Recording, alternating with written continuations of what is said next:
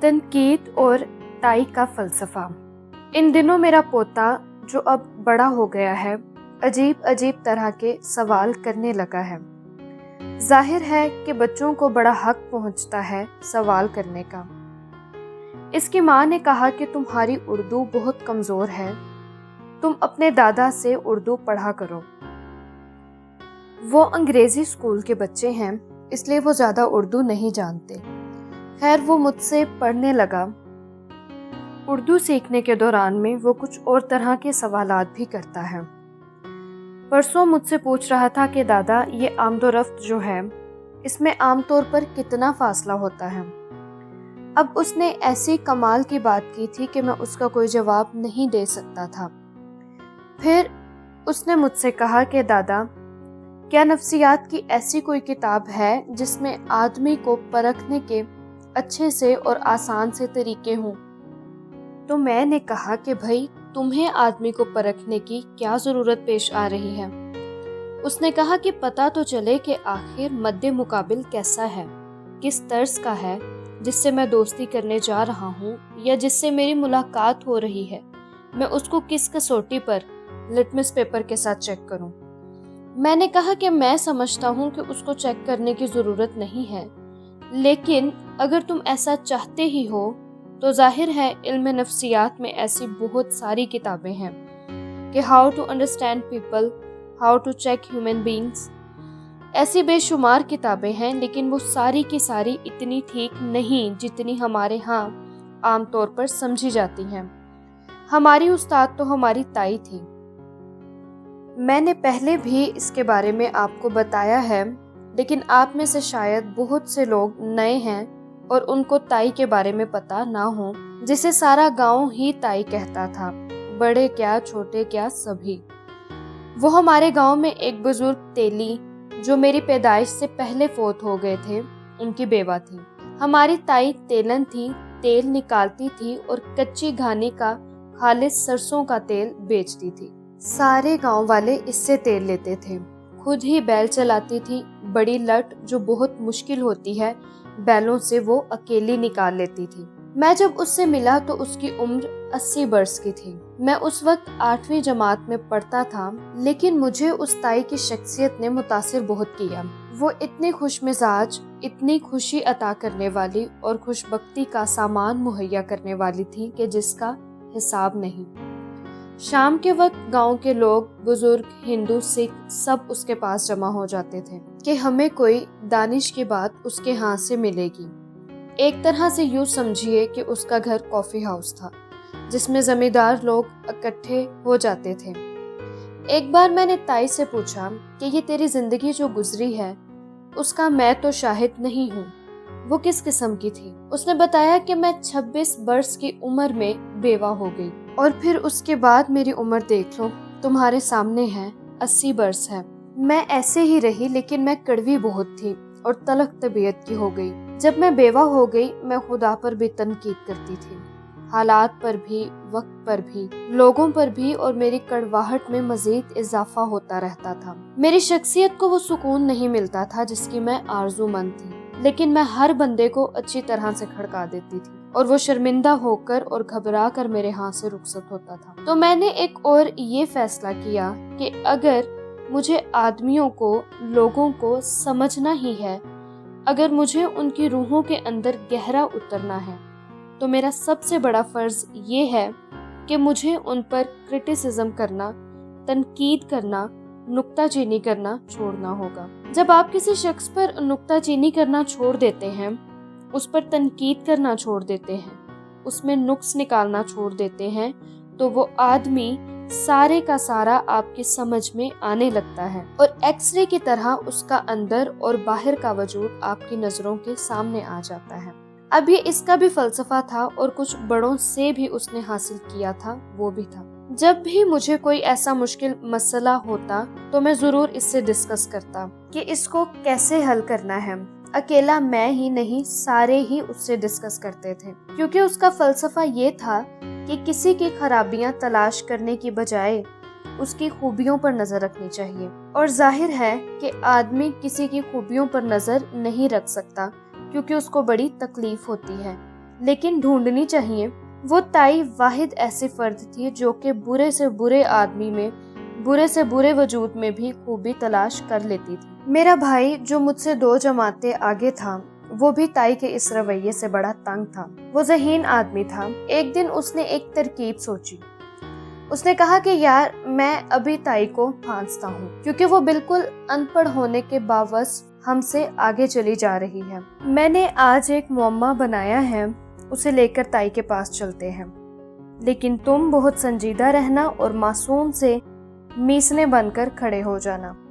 یہ تائی ہر چیز کی تعریف کرتی ہے، کبھی آج تک اس کو کسی میں نقص نظر نہیں آیا۔ پھر زندگی کا مزہ کیا ہے کہ آدمی کسی نقص کے بغیر ہی زندگی بسر کرتا چلا جائے، اور ارد گرد پڑوس میں عورتیں آباد ہوں اور آدمی ان میں نقص ہی نہ نکالے۔ بیبیاں تو فوراً کھڑکی کھول کر دیکھتی ہیں کہ اس کے گھر میں کون آیا ہے، کون گیا ہے۔ فٹافٹ نقص نکالنے اور خرابی کی وضاحت پیش کرنے کا ان کو موقع چاہیے ہوتا ہے۔ خیر ہم گئے۔ میرے بھائی نے بہت ادب کے ساتھ اس سے کہا، تائی یہ شیطان کیسا ہے؟ تائی کہنے لگی، پت ابلیس۔ وہ کہنے لگا، ہاں تائی۔ تائی کہنے لگی، ہائے ہائے صدقے جاواں، وہ بڑا ہی محنتی ہے، جس کام دا تہیا کر لے اس کو چھوڑتا ہی نہیں، پورا کر کے دم لیتا ہے۔ کیا کہنے اس کے، وہ ہماری طرح سے نہیں ہے کہ کسی کام میں آدھا دل ادھر اور آدھا دل ادھر۔ اس نے جس کام کی ٹھان لی پورا کر کے ہی چھوڑتا ہے۔ میں نے بھائی سے کہا، آ جاؤ، یہاں ہماری دال نہیں گلے گی، یہ اور طرح کی یونیورسٹی ہے اور اس یونیورسٹی کے پڑھے ہوئے جو لوگ ہیں ہم ان کے ساتھ نہیں کھڑے ہو سکتے۔ میں اپنے پوتے سے یہ کہہ رہا تھا، ظاہر ہے کہ بہت عرصہ بیت گیا، اب تائی اس جہاں میں موجود نہیں ہے، لیکن میں اس سے اپنے حوالے سے اور حیثیت سے بات کر رہا تھا کہ آدمی کو اپنے آپ کو جاننے کے لیے دوسرے آدمی کے آئینے میں اپنی شکل دیکھنے کی ضرورت محسوس ہوتی ہے۔ جب تک آپ دوسرے آئینے کو نہیں بنائیں گے، آپ کو اپنی ذات کی شکل نظر نہیں آئے گی۔ اگر آپ اس کے اوپر کالک ملتے رہیں گے تو پھر بڑی مشکل ہو جائے گی۔ اتفاق سے اب ہمارے ہاں کرٹیسزم کچھ زیادہ ہی ہونے لگا ہے، اور کچھ ہمیں پڑھایا بھی جاتا ہے، کچھ ہماری تعلیم بھی ایسی ہے، کچھ ہم ایسے ویسٹ اورینٹڈ ایجوکیٹڈ لوگ ہو گئے ہیں کہ ہم کہتے ہیں کہ ہر بات کا احتساب کرو، اس پر تنقید کرو اور ہر چیز کو تسلیم کرتے ہوئے اور ایسے ہی آگے چلتے ہوئے زندگی بسر نہ کرو۔ جب میں لکھنے لکھانے لگا اور میں چھوٹا سا ادیب بن رہا تھا، یہ پاکستان بننے سے پہلے کی بات ہے، اس وقت ہمارے لاہور میں ایک کافی ہاؤس ہوتا تھا، وہاں بڑے سینئر ادیب رات گئے تک نشست کرتے تھے، تو ہم بھی ان کے پاس بیٹھ کر ان سے باتیں سیکھتے تھے، ان سے بات کرنے کا شعور حاصل کرتے تھے اور اپنے مسائل بھی ان سے بیان کرتے تھے۔ اس زمانے میں راجندر سنگھ بیدی یہاں ڈاک خانے میں کام کرتے تھے، پریم چند بھی کافی ہاؤس میں آ جاتے تھے، اور اس طرح بہت بڑے لوگ وہاں آ جاتے تھے۔ میں رات دیر سے گھر آتا تھا، میری ماں ہمیشہ میرے آنے پر ہی اٹھ کر چولہا جلا کر روٹی پکاتی تھی، اور میں ماں سے ہمیشہ کہتا تھا کہ آپ روٹی رکھ کر سو جایا کریں، تو وہ کہتی تھی، تو رات کو دیر سے آتا ہے، میں چاہتی ہوں کہ تجھے تازہ پکا کر روٹی دوں، جیسا کہ ماؤں کی عادت ہوتی ہے۔ میں ان سے اس بات پر بہت تنگ تھا۔ میں نے ان سے یہاں تک کہہ دیا کہ اگر آپ اسی طرح رات دیر سے اٹھ کر روٹی پکاتی رہی تو میں پھر کھانا ہی نہیں کھاؤں گا۔ ایک دن یوں ہی رات دیر سے میرے آنے کے بعد پھلکا پکاتے ہوئے انہوں نے مجھ سے پوچھا، کہاں جاتا ہے؟ میں نے کہا، اماں میں ادیب بن رہا ہوں۔ کہنے لگی، وہ کیا ہوتا ہے؟ میں نے کہا، اماں لکھنے والا، لکھاری۔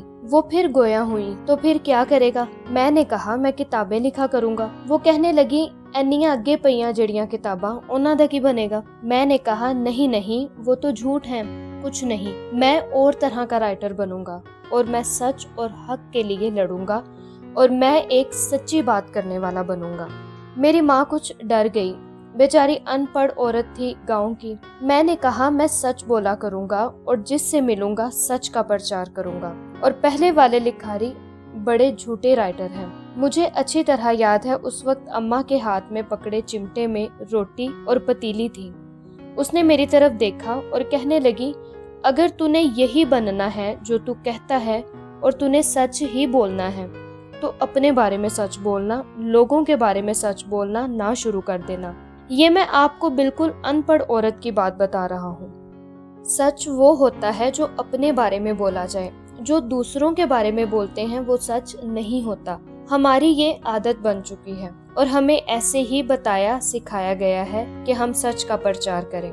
जब हम बाबा जी के पास गए और कभी कभी उनके सामने मेरे मुंह से ये बात निकल जाती थी कि मैं सच्ची और हक की बात करूंगा, तो वो कहा करते थे कि सच बोला नहीं जाता, सच पहना जाता है, सच ओढ़ा जाता है, सच ओढ़ने की चीज है, बोलने की चीज नहीं है।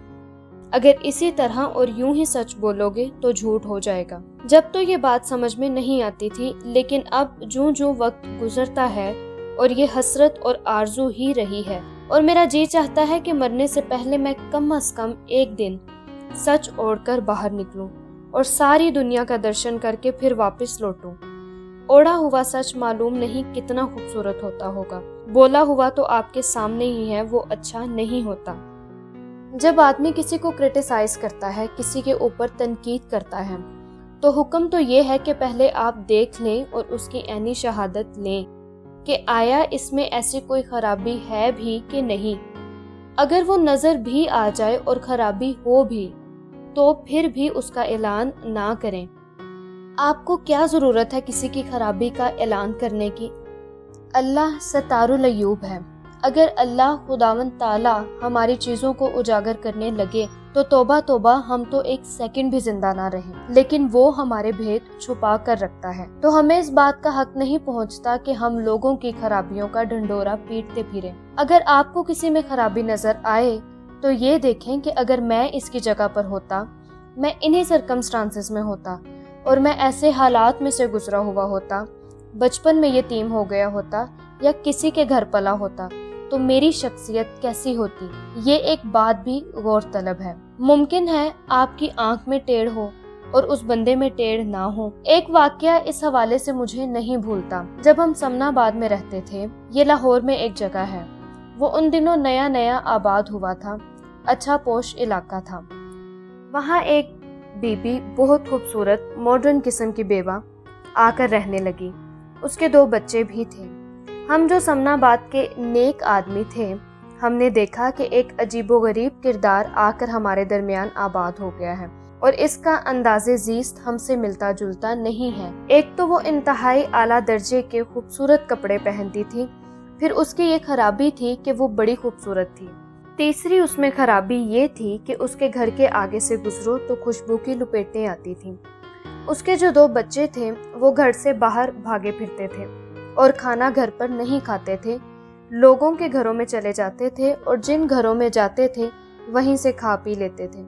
यानी घर की जिंदगी से उन बच्चों की जिंदगी कुछ कट ऑफ थी। उस खातून को कुछ अजीबोगरीब किस्म के मर्द भी मिलने आते थे। घर की गाड़ी का नंबर तो रोज देख देख कर आप जान जाते हैं, लेकिन उसके घर आए रोज मुख्तलिफ नंबरों वाली गाड़ियां आती थी। जाहिर है इस सूरत हाल में हम जैसे भले आदमी उससे कोई अच्छा नतीजा नहीं अखज़ कर सकते।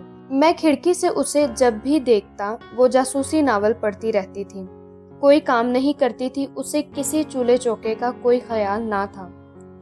बच्चों को भी कई बार बाहर निकल जाने को कहती थी। एक रोज वो सब्जी की दुकान पर गिर गई। लोगों ने उसके चेहरे पर पानी के छींटे वींटे मारे तो उसे होश आया और वो घर गई।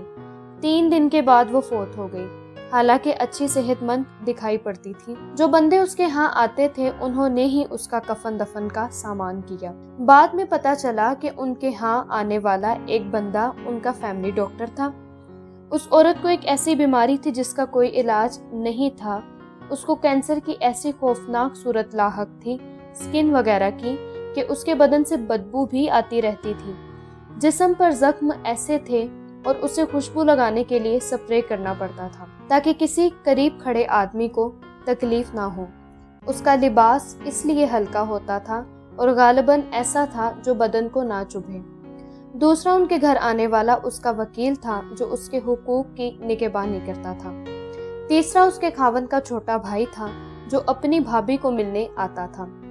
हमने ऐसे ही उसके बारे में तरह तरह के अंदाजे लगा लिए और नताइज अखज़ कर लिए। और इस नेक पाक दामन औरत को जब दौरा पड़ता था تو وہ بچوں کو دھکے مار کر باہر نکال دیتی تھی اور تڑپنے کے لیے وہ اپنے دروازے بند کر لیتی تھی۔ میرا یہ سب کچھ عرض کرنے کا مقصد یہ تھا کہ ہم تنقید اور نقص نکالنے کا کام اللہ پر چھوڑ دیں۔ وہ جانے اور اس کا کام جانے۔ ہم اللہ کا بوجھ اپنے کندھوں پر نہ اٹھائیں، کیونکہ اس کا بوجھ اٹھانے سے آدمی سارے کا سارا چبا ہو جاتا ہے، کمزور ہو جاتا ہے، مر جاتا ہے۔ اللہ آپ کو آسانیاں عطا فرمائے اور آسانیاں تقسیم کرنے کا شرف عطا فرمائے۔ اللہ حافظ۔